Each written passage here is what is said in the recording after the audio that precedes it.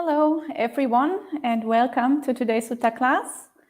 We will start as usual with the Namo Tassa. Feel free to join if you like. Namo Tassa Bhagavato Arahato Samma Sambuddhassa. Namo Tassa Bhagavato Arahato Samma Sambuddhassa. Namo Tassa Bhagavato Arahato Samma Sambuddhassa.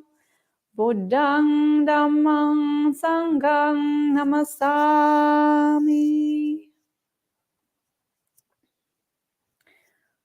So, hello everyone and welcome to the Sutta class. Today there is a massive storm just outside and it's very noisy. So I hope you can all hear me okay. Anyway, so today I was thinking that we could read the Kintisutta together. This is Majjhima Nikaya number 103. And this is a sutta that talks about how to deal with potential conflicts, especially potential conflicts in Dhamma circles. In the first part of the sutta, it talks about when there are two teachers or two different groups that teach Dhamma in different ways. So there is a potential for conflict there because they don't agree. What should we do? How should we react? What can we do to solve these issues? And then in the second half of the sutta, it talks about the issue, what if somebody misbehaves in our Sangha, in our community, in our Dhamma group? How should we deal with this? Should we go there? Should we talk to them? Should we try to make them change? Or should we just ignore it and think it's none of my business? Let's just practice equanimity and let them do whatever they like. So I think this is an issue that we come across quite frequently, or maybe just from time to time, not only in Dhamma circles, but also elsewhere in our life, people disagreeing with each other or people behaving in somewhat unsuitable ways. So I thought we could read the sutta together and see what the Buddha has to say. So I put a link in the live chat to Bhikkhu Bodhi's translation on Sutta Central if you want to read along. And I'm also reading from Bhikkhu Bodhi's translation. So let's just get started. Kintisutta number Majjhima Nikaya 103. And Bhikkhu Bodhi translates this title as, "What do you think about me?" So, thus have I heard, on one occasion, the Blessed One was living at Kushinara in the Grove of Offerings. There he addressed the bhikkhus thus, "Bhikkhus, Venerable Sir," they replied, "the Blessed One said this. What do you think about me, bhikkhus? That the recluse Gotama teaches the Dhamma for the sake of robes? Or that the recluse Gotama teaches the Dhamma for the sake of alms food? Or that the recluse Gotama teaches the Dhamma for the sake of a resting place? Or that the recluse Gotama teaches the Dhamma for the sake of some better state of being? We do not think thus about the Blessed One. The recluse Gotama teaches the Dhamma for the sake of robes, or for the sake of alms food, or for the sake of a resting place, or for the sake of some better state of being." So the Buddha starts out in this sutta by asking a question to the other mendicants, to the monks and nuns, and he asks them, "What do you think? What is my reason for teaching Dhamma? So do you think I do it to get some material benefit, like to get robes, to get alms food, to get lodgings, to get offerings, basically? So when I teach, people are happy and then they will give me something in return, some kind of reward, some kind of material thing. Or maybe you think I'm teaching the Dhamma for the sake of some better state of being. That means when I teach the Dhamma, I make merit, so I get reborn in a heaven realm or in a good place of rebirth." And of course, the bhikkhus answer, "No, we don't think that you teach the Dhamma so that you can get some kind of material reward or so that you can get reborn in a heaven realm." And then the Buddha says, So, bhikkhus, you do not think thus about me. The recluse Gautama teaches the Dhamma for the sake of robes, for the sake of alms food, for the sake of a resting place, or for the sake of some better state of being. Then what do you think about me? And the bhikkhus say, Venerable Sir, we think thus about the Blessed One. The Blessed One is compassionate and seeks our welfare. He teaches the Dhamma out of compassion. So obviously the only reason for a Buddha to teach others is out of compassion. The Buddha has no personal benefit from teaching. He just sees that other beings are suffering and that he has a method that can help them. And so out of compassion, because he sees that he can help others, that's why he teaches. He doesn't want to get any personal benefit. He doesn't want to get any material goods because he is already completely detached. He has completely let go of all attachment to the material realm or to any kind of realm, actually. And of course, he also is not looking for a better rebirth because obviously the Buddha is not going to get reborn anymore. So the bhikkhus correctly answer, the only reason for a Buddha to teach is out of compassion in order to help other beings. And then the Buddha says, so bhikkhus, you think thus about me, the Blessed One is compassionate and seeks our welfare. He teaches the Dhamma out of compassion. And he continues, so bhikkhus, these things that I have taught you, after directly knowing them, that is the 4 foundations of mindfulness, the 4 right kinds of striving, the 4 bases for spiritual power, the 5 faculties, the 5 powers, the 7 enlightenment factors, the Noble Eightfold Path. In these things, you should all train in concord with mutual appreciation without disputing. So the Buddha says he's just teaching out of compassion for the welfare of the others, for the welfare of the students. And so what does he teach? And then he gives a summary of his teaching, which is called the 37 Bodhipakya Dhammas, or the 37 Wings to Awakening. That is the list that is given here from the 4 foundations of mindfulness to the Noble Eightfold Path. And this is considered, or the Buddha himself actually says that this is the most concise summary of his practice path. So when he was preparing for his parinibbana, when he was getting really old and about to pass away, this is what he really focused on all the time. And also this is what he said in many suttas, for example, the Gopaka Moggallana Sutta, or some other suttas, I think some other suttas, doesn't matter. The Samagama Sutta, and definitely also the Samagama Sutta. This is how he summarized his teaching. This is what he really wanted people to preserve for posterity. And he also asked Ananda if he sees any bhikkhus who have not understood this teaching, who have disputes about this, who argue about this, who are not fully clear what these 37 Bodhipakya Dhammas mean. Because this is the foundation of the practice path. And Ananda answered in the Samagama Sutta that everybody is clear about this. And there are not even 2 bhikkhus in the Sangha that quarrel about this, because everybody has fully understood this. So for the Buddha, it was really important that there is no disagreement about these very fundamental teachings. And here again, in this sutta, he again mentions these 37 Bodhipakya Dhammas. And he again says everybody needs to train in them in concord, so in harmony, without conflict, without disputing. Everybody should be fully clear and put them into practice in order to make progress on the path. So again, this is an introduction of what are the fundamentals on the path, and that there should not be any disagreement about this in the Buddhist communities. But of course, the Buddha is also realistic, and he knows that humans, when they are humans and humans have defilements, there will be conflict. So even though he tries his best to make it fully clear, eventually conflicts will arise. And so now the Buddha continues to talk about what to do if a conflict arises. So then the Buddha continues. While you are training in concord with mutual appreciation without disputing, two bhikkhus might make different assertions about the higher Dhamma. So now two bhikkhus appear and they have different opinions about one of these matters. The word that is translated here as higher Dhamma in Pali is the word Abhidhamma. Abhidhamma here does not actually refer to the Abhidhamma Pitaka. The Abhidhamma Pitaka was not yet in existence when the sutta was spoken, so the Buddha couldn't have referred to it. What the Buddha here actually means, or what the word Abhidhamma here means, talking about the Dhamma. So the prefix Abhi here means talking about the Dhamma, not the higher Dhamma, but about the Dhamma.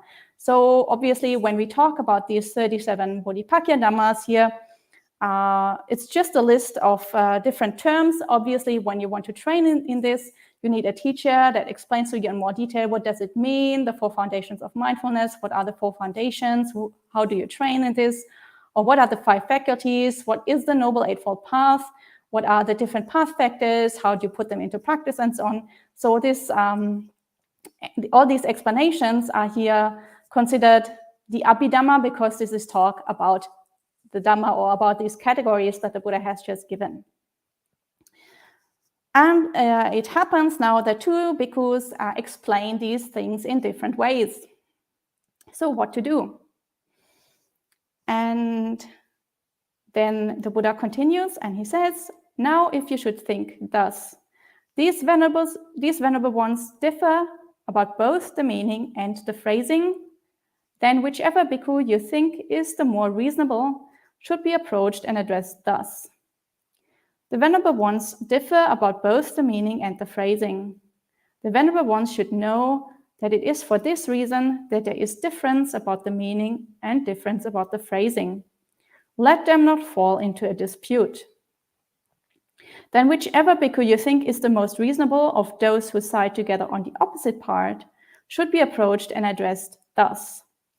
The venerable ones differ about the meaning and the phrasing. The venerable ones should know that it is for this reason that there is difference about the meaning and difference about the phrasing. Let them not fall into a dispute. So what has been wrongly grasped should be borne in mind as wrongly grasped. But bearing in mind what has been wrongly grasped as wrongly grasped, what is Dhamma and what is discipline should be expounded. So here's a case where two bhikkhus start to have different opinions about something to do with the Dhamma. And as we investigate this issue, we see it's not just a mere issue of phrasing. They actually also disagree in the meaning of things.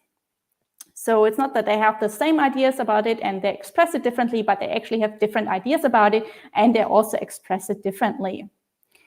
So as we have investigated the matter, this is what we have found. And then obviously here, they're not just two bhikkhus, but they have actually formed two groups. So both of those bhikkhus have acquired followers, and they are now, each of them supporting this, their teachers' assertions. And so among these groups, you should first go to one group, and you should pick out the most reasonable person in that group. So we should be wise about it, not just approach any random person who might be a bit foolish, who might cling to their views, who might be quite stubborn, who might get angry if we approach them, but to go to the person who is the most open-minded and the most willing to listen to other people. And then we should clarify the situation so that everybody is on the same page and so that they also understand. Because sometimes when we're in the middle of a conflict, it's very difficult for us to understand the position of the other party. So as outsiders, we should go there and we should talk to them and we should first clarify the situation so that they also agree that there is a difference both about the meaning and about the phrasing. Sometimes when there's a conflict, people will try to downplay it and say, oh, it's all the same, we're just expressing it a little differently, or something like this. So it's good to clarify the situation. And then to go to the other group and do the same thing. Again, pick out the most reasonable person and talk to them and also make sure that everybody is on the same page, that everybody understands there is a difference, both about the meaning and about the phrasing. So everybody is fully clear. 2 different interpretations of the Dhamma have arisen, and obviously this is a problem. Because when there are 2 different interpretations, then obviously one of them is probably wrong. So we are misleading people. People are getting confused. If people don't really understand the Dhamma themselves, they don't know who to follow. And if they follow the wrong side, they might get led astray, and they might miss this amazing opportunity to actually practice and to actually attain Nibbana, because the teaching has been corrupted. So everybody in the Sangha who acts on good faith should actually have an interest to resolve this conflict. So obviously the basic assumption here in this context is that everybody acts in good faith and that everybody is interested to find out what is the true meaning. Of course, if one group is just there to promote their own wrong ideas out of self-interest, and they aren't actually interested in proper practice, and they aren't actually interested in finding out what is the proper way to practice and in correcting their own views, then this method isn't going to work. But here in this context, the Buddha assumes that everybody acts in good faith. And so when everybody is on the same page and everybody has understood, there is a problem here, because we have differences about the meaning, not just about the phrasing. Then they should also come together and investigate this and understand what has been wrongly grasped as wrongly grasped, and what has been, and then obviously once you have understood what has been wrongly grasped, the side that has made the wrong interpretation or the wrong explanation should let that go. And what is Dhamma and what is discipline should be expounded. So that to everybody, when everybody has come together, they expound the proper Dhamma, the proper discipline, so that everybody is clear and that this kind of misunderstanding will not arise again in the future. So obviously that was easier done in the Buddha's time than it is done nowadays, because in the Buddha's time, if there was a conflict, you could always go to the Buddha and ask him to mediate and to give an explanation. Or it was quite easy to find a fully enlightened nun or a fully enlightened monk, an Arahant nun or an Arahant monk, to give some explanations, and they were considered authorities. And so if they expounded the Dhamma, then people knew that this was the right thing, and other people could let go of their wrong view. Nowadays, obviously, it's much more difficult, because even though there may still be Arahants around, usually people don't really agree who are the Arahants and who are the authorities and who to rely on. So that is a bit of a problem. And even if we take the suttas as our guide, instead of taking living people, people have different interpretations of the suttas. And especially if people act in bad faith, and if people stubbornly want to cling to their own opinion, they will always find some kind of way of twisting the words in the suttas to conform to their ideas. So it's easier said than done, but if everybody acts in good faith, still this might be a method how conflicts can be resolved. Of course, this means that everybody needs to be willing to let go of their opinion if it turns out to be wrong. And then the Buddha continues with another case, a different case. Now, if you should think thus, so again, there are 2 bhikkhus that make different assertions about the Dhamma. And now there's a different case, and if you think thus, these venerable ones differ about the meaning, but agree about the phrasing, then whichever bhikkhu you think is the more reasonable should be approached and addressed thus. The venerable ones differ about the meaning, but agree about the phrasing. The venerable ones should know that it is for this reason that there is difference about the meaning, but agreement about the phrasing. Let them not fall into a dispute. Then whichever bhikkhu you think is the most reasonable of those who side together on the opposite part should be approached, and you should say the same thing. And once you have said the same thing, what has been wrongly grasped should be borne in mind as wrongly grasped, and what has been rightly grasped should be borne in mind as rightly grasped. Bearing in mind what has been wrongly grasped as wrongly grasped, and what has been rightly grasped as rightly grasped, what is Dhamma and what is discipline should be expounded. So here is an interesting case. Here is a case where the two teachers again disagree about the meaning. So again, they have opposite opinions or different opinions how the practice should be done, how things should be explained. So again, there is a very fundamental difference, a very important difference, but they agree about the phrasing. So sometimes people express things in the same way, but actually underlying the meaning that they actually want to express is different. So that happens quite a lot in modern times. For example, when people talk about jhanas, everybody uses the word jhana, but people can mean quite different things. By the word jhana, for some people, this is a pleasant state where you can think pleasant thoughts and you feel your body feels very, very, very nice. So it's just a happy state.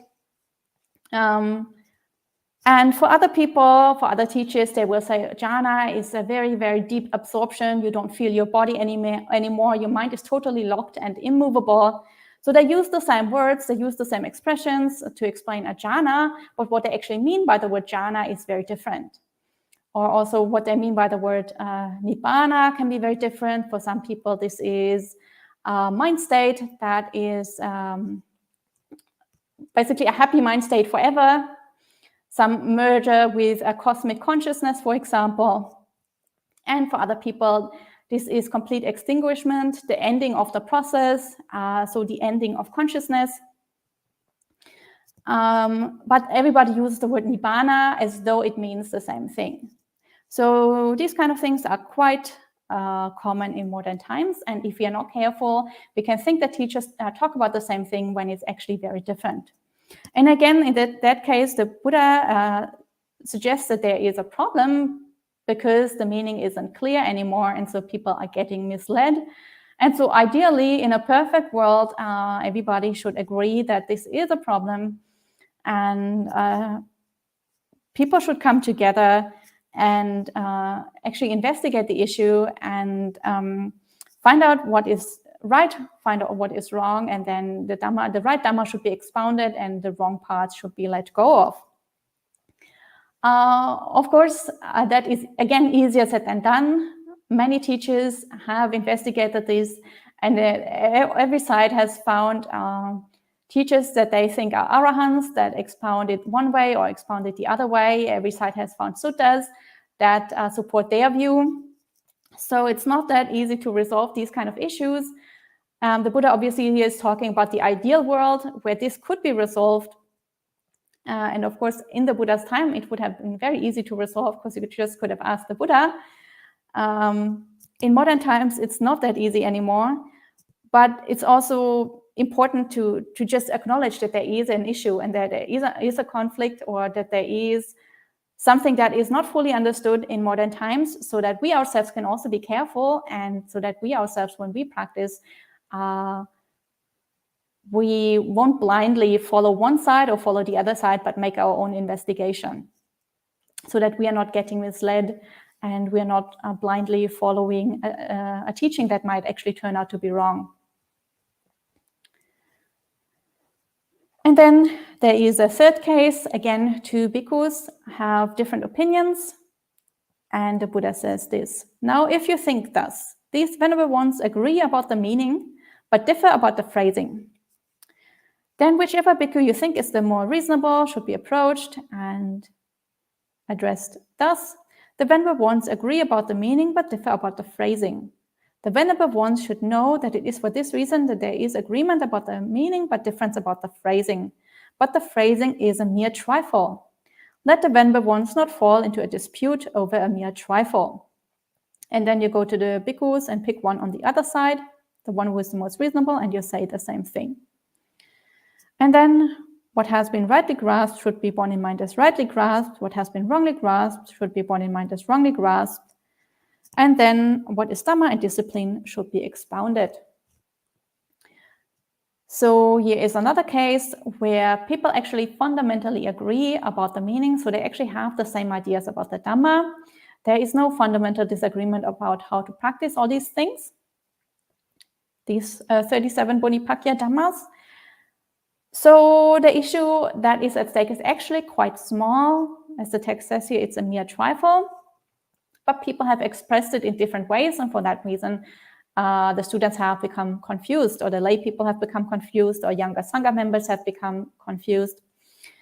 So still, it's an issue. It's better to avoid these kind of things because it can create obstacles. So it's good to resolve these issues.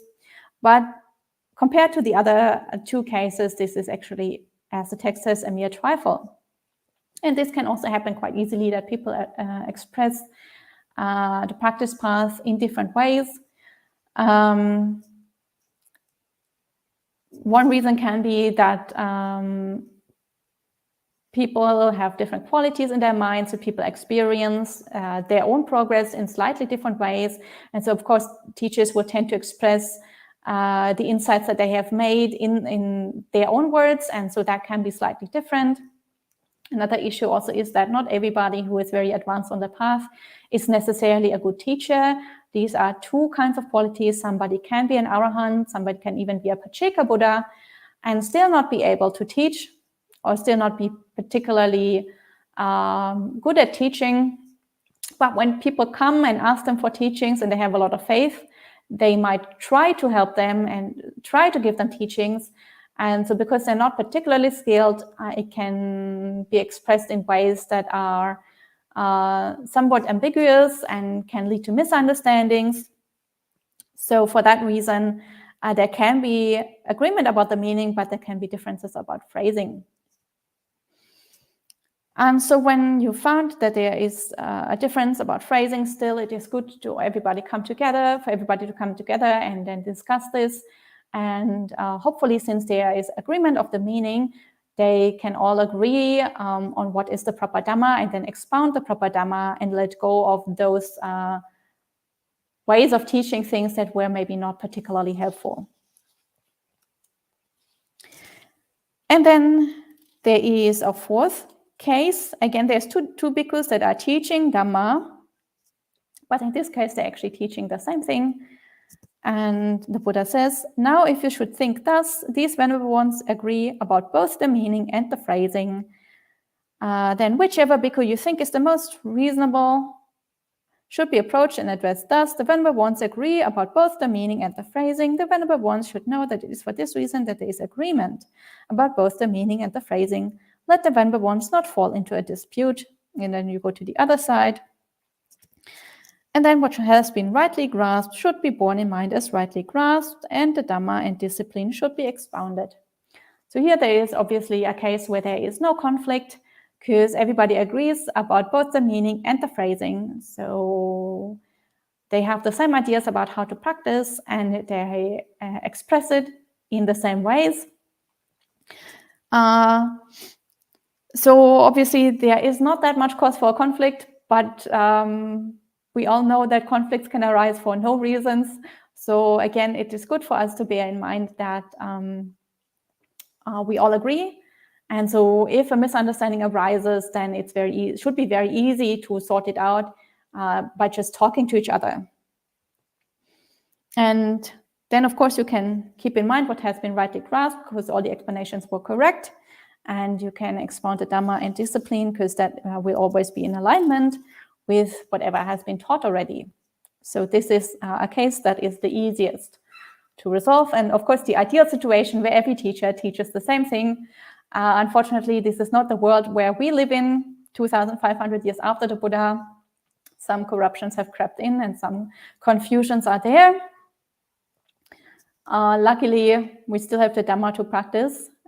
So by being cautious and by learning for ourselves and by walking the path for ourselves, we can slowly build up our own knowledge and practice in this way. And then the Buddha goes on with a somewhat different question, a related but somewhat different question. So again, the Buddha goes back to what he said in the beginning. There are the 37 Bodhipakya Dhammas, the 37 wings to awakening that we should all train in concord with mutual appreciation without disputing. And so he picks up this idea again And then he says, while you're training in concord with mutual appreciation without disputing, some bhikkhu might commit an offense or a transgression. So here in this case, there is a monastic, and they break the monastic code. They break one of the rules in the monastic code. So Buddha doesn't say whether this is a major rule or a minor rule.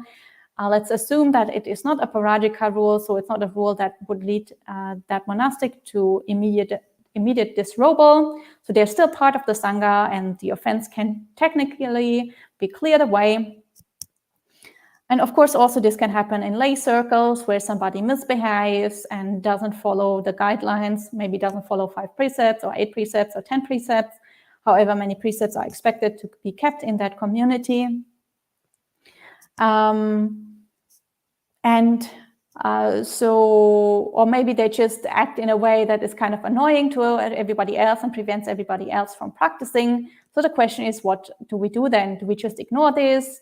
Do we go talk to them? Do we impose some kind of punishment? What should be done? And the Buddha says, now, bhikkhus, you should not hurry to reprove him. Rather, the person should be examined. Thus, I shall not be troubled, and the other person will not be hurt. For the other person is not given to anger and resentment. He is not firmly attached to his view, and he relinquishes easily. And I can make that person emerge from the unwholesome and establish him in the wholesome. If such occurs to you, bhikkhus, it is proper to speak. So the Buddha says we should first, before we do anything about the issue, we examine the other person. So in this case, there is a person, the person, as the text says, is not given to anger and resentment. So if we talk to them, they will not be hostile, they will not blame us, they will not start to criticize us back. And this person also is not firmly attached to their own view and relinquishes it easily, which means that if we talk to them, they will easily see that what they did was unwholesome. Maybe they were just unmindful in that moment, and they will be very easy to correct, and they will immediately try to not to do this again in the future. So because this person is very easygoing, is not hostile, and is not that much attached to doing their own things, therefore it is not a big problem for us to go and talk to them. So as the text says, I will not be troubled if I talk to them. So they won't be hostile, they won't scream at me. So it's not a big problem for me to go there. And the other person will not be hurt. Some person could be very insecure, and because they're insecure, they could get very hostile if they're criticized. But here, this is a person that can take constructive criticism, of course, if we say it in a nice way at the right time. So if the person is such a person, then it is proper to speak. So investigate the person first and think what kind of consequences would it have for the person? What kind of consequences would it have for yourself? Do I have a chance of actually changing them, or are they so attached to their own view that nothing I say will make any kind of difference? But if I think I will not be troubled, they will not be hurt, they will not be hostile, and they will easily change their behavior, then it is a good idea to talk to them. Because obviously, if we break the precepts or if we trouble others and prevent them from practicing Dhamma, then we ourselves are making bad karma. And because we are creating obstacles for ourselves, we are creating obstacles for others. And so we should be very grateful if other people point this out to us, because sometimes we don't see our own mistakes. We don't really understand how our own behavior affects other people, or maybe we were just unmindful.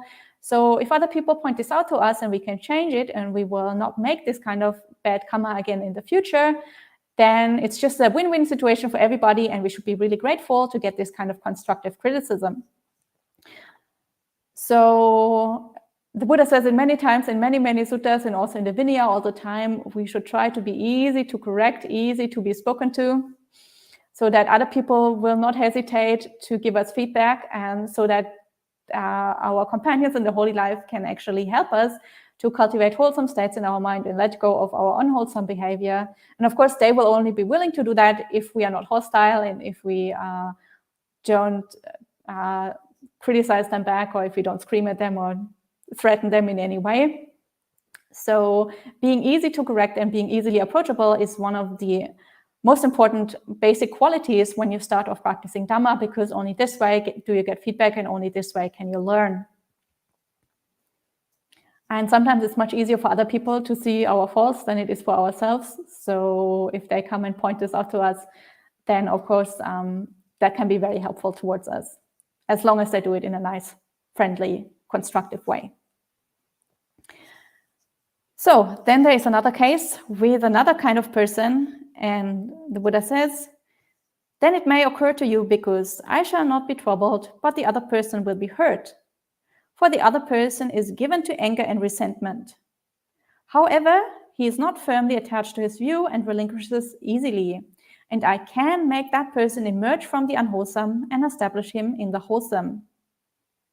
It is a mere trifle that the other person will be hurt, but it is a much greater thing that I can make that person emerge from the unwholesome and establish him in the wholesome.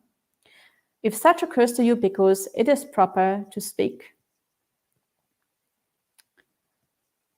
So here is a case, again, where we investigate or examine the other person, and turns out the other person will probably be hurt if we criticize them, because they are given to anger and resentment. So anger really easily arises in them. So it's quite probable that when we criticize them, they will be fairly hostile and might do some unpleasant thing, have an unpleasant reaction. However, we know ourselves well and we think, oh, I will not be troubled because basically whatever other people do, I can let this go easily. I won't feel affected. I won't feel threatened. I won't get angry myself. Of course, we have to know ourselves really well for that. And of course, we also have to be realistic about ourselves. Most people probably might be troubled if the other person has a hostile reaction. So in that case, obviously, this doesn't apply to us. But here is a person that thinks, I will not be affected even if they are hostile. And I also know that this person is not firmly attached to their view and relinquishes it easily. So we can help them to let go of the unwholesome and to establish them in the wholesome. And of course, that is a very big help for them. So out of compassion, we still speak to them. Even though we know they will be hostile, but the benefit to them afterwards, when they have thought about it, will be really, really great. So out of compassion, we still talk to them, even though we know that they will be hostile. And then there is a third case where the Buddha says, it may occur to you because I shall be troubled, but the other person will not be hurt. For the other person is not given to anger and resentment, though he is firmly attached to his view and he relinquishes with difficulty. Yet I can make that person emerge from the unwholesome and establish him in the wholesome. It is a mere trifle that I shall be troubled, but it is a much greater thing that I can make that person emerge from the unwholesome and establish him in the wholesome. If such occurs to you, because it is proper to speak. Now there's a case where we think that we will be troubled. Maybe it's very difficult for us to talk to other people. Maybe we feel very anxious. Maybe we don't know that person well and we are somewhat afraid to point out their mistake. So it is a very big kind of effort for us to go and talk to that person. And also that person is firmly attached to their own view, and it would be very difficult to talk to them. It would be a very lengthy conversation. It would be very unpleasant. But still, we think that we have a good chance of actually making them see our point and of actually helping them to let go of their unwholesome behavior and establish them in the wholesome. And so out of compassion, we should still go and talk to them, even though it's such a big effort for us and even though it will be quite unpleasant. And very lengthy, and it's very, very difficult. Still, out of compassion, we should go and help them. So as you can see in all these cases, the right way of thinking about this is not to get angry because the other person misbehaved and because the other person disturbed us or because the other person didn't follow the rules, But we only should speak out of compassion in order to help these other persons, because they are doing unwholesome stuff and they're making bad karma. And if we can help them, obviously that is a very good action. And then there is another case. Then it may occur to you, because I shall be troubled and the other person will be hurt. For the other person is given to anger and resentment, and he is firmly attached to his view and he relinquishes with difficulty. Yet I can make that person emerge from the unwholesome and establish him in the wholesome. It is a mere trifle that I shall be troubled and the other person hurt. But it is a much greater thing that I can make that person emerge from the unwholesome and establish him in the wholesome. If such occurs to you, because it is proper to speak. So here is a case that is even more difficult. It is a big trouble for us to go talk to that person. Maybe we are very anxious, we're very nervous about this. And we know the other person will be hurt because they are given to anger and resentment. So it will be a big outbreak. It will be very hostile. It will be very unpleasant to talk to them. And they cling to their view. They relinquish it with difficulty. So the whole conversation will be very, very difficult, very unpleasant. But still, we think that eventually we can make them see the problem, and we can help them to let go of the unwholesome and establish them in the wholesome. So even though it's really unpleasant, the whole situation is really bad, if we think we can actually help them, we should still talk to them. Because we should think it's a mere trifle, that the conversation is so unpleasant and that it's so difficult for me, but actually helping them is of so much greater benefit to them, that we should take it upon us to still try and do this in order to help that other person. And then there is one last case, and the Buddha says, then it may occur to you, because I shall be troubled and the other person will be hurt, for the other person is given to anger and resentment, and he's firmly attached to his view and relinquishes with difficulty. And I cannot make that person emerge from the unwholesome and establish him in the wholesome. One should not underrate equanimity towards such a person. So here there is the case where everything is really difficult. It would be a big trouble for us. The other person will be hurt. The other person will react in a hateful way, hostile. And they are so firmly attached to their view that there's nothing we can do at all to detach them from it. And we can't help them to let go of their wrong behavior and to establish them in the wholesome.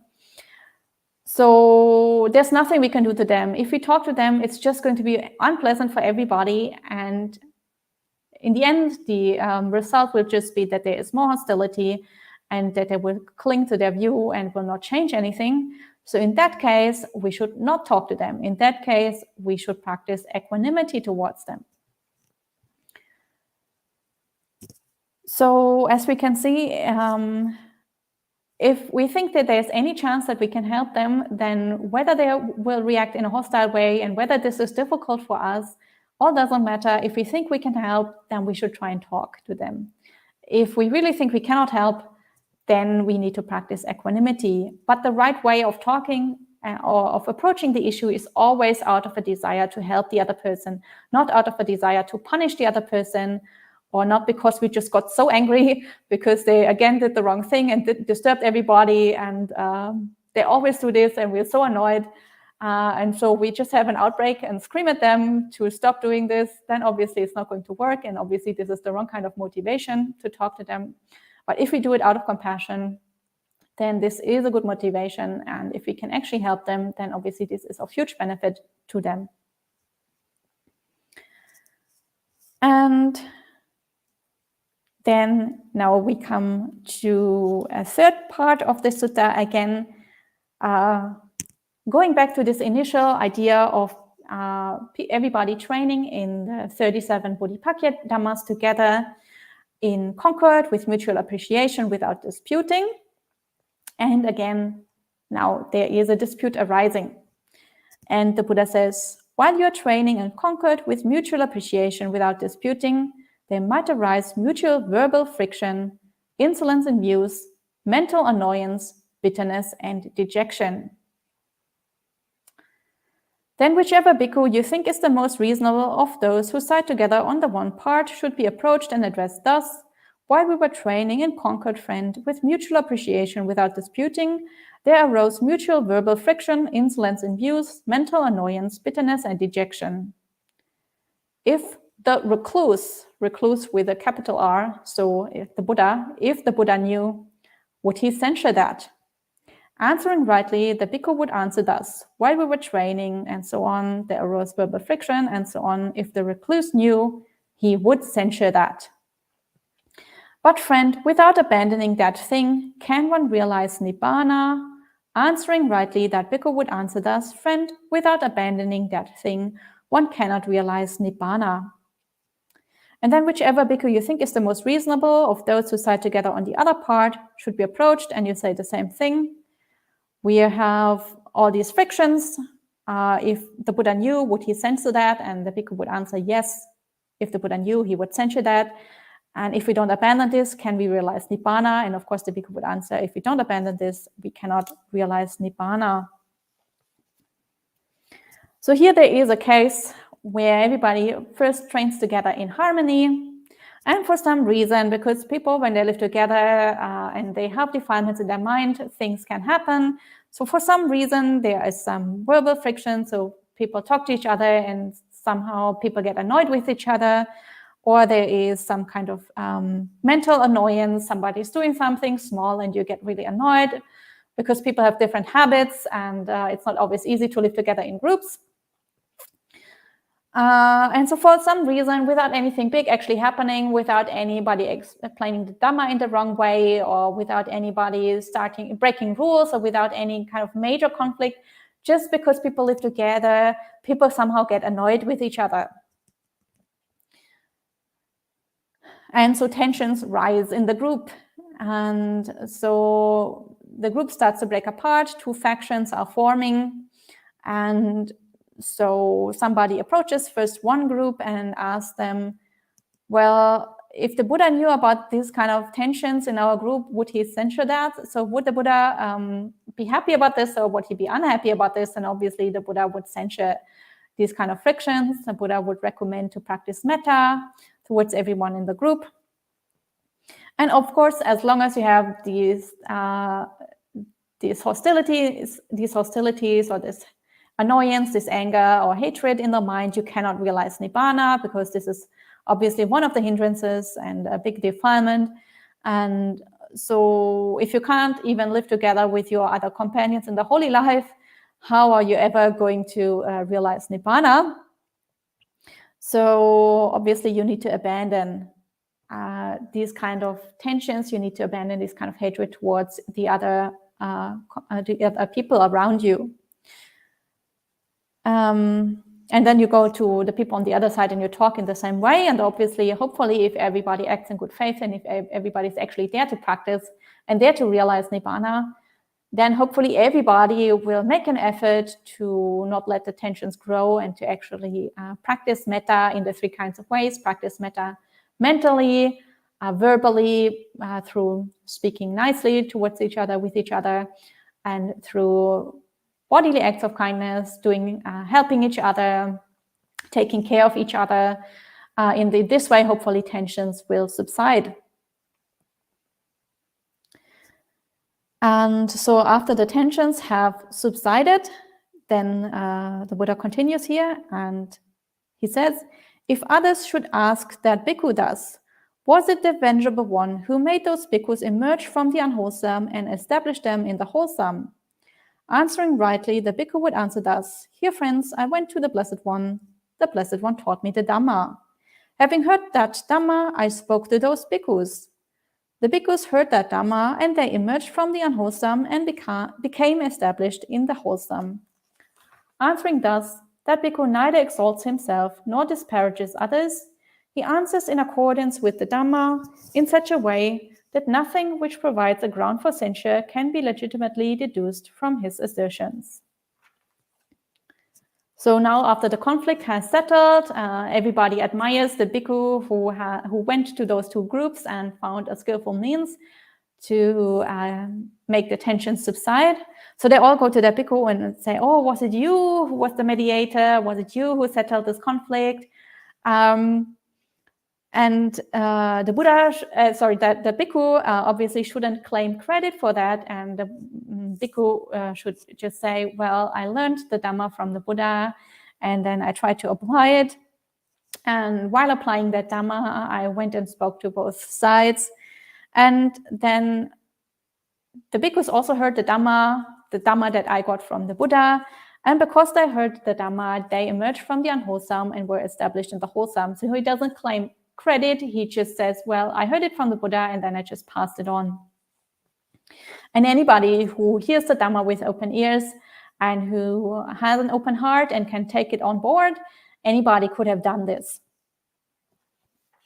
And so again, that bhikkhu doesn't exalt himself. He doesn't disparage others or criticize others. He doesn't say, I was so much better than those bhikkhus that were quarreling. He doesn't create an identity out of this. He doesn't, obviously, if he gets arrogant or proud, then obviously he would be the one who creates an obstacle for himself. He would cultivate very unwholesome karma. And he would probably be a cause for the next conflict in the Sangha, because when there's such an arrogant, proud person, there obviously more conflicts will arise. But if you just focus on the Dhamma and pass on the Dhamma and give the credit to the Buddha and the credit to the Dhamma instead of crediting yourself, then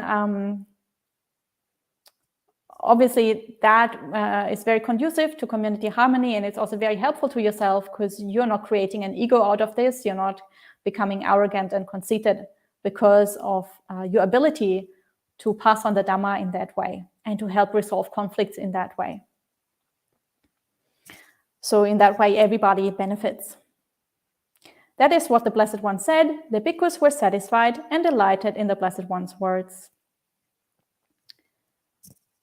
So this is the end of today's sutta. Today we talked about how to try to figure out how to resolve conflicts between two teachers who make different assertions about the Dhamma, how to deal with people who break the rules or who create problems in our communities, and also how to deal with those little frictions that can arise when people live together and get annoyed by each other, and how to do this in a skillful way that is beneficial for ourselves and also beneficial for other people, so that we don't inadvertently create more conflicts while trying to help other people resolve the conflict, because that can also happen quite easily. And for now, we will end the sutta class for today, and I will have a look if there are any questions in the live chat. So far, I haven't seen any, but if you have any, please put them in.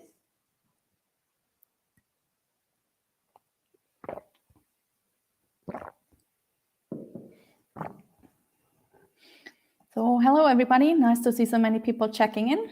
Good to see you all.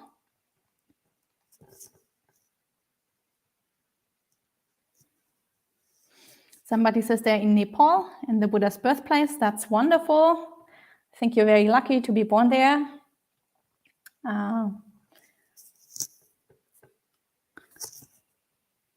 Other than that, I don't see any question. So that's good then. I hope we can put this into practice and skillfully resolve any conflict that arises. Then for today, we can end with 3 sadhus. Feel free to join if you like. Sadhu, sadhu, sadhu. And I wish you a good rest of the day and a good week. And I will see you all next Tuesday.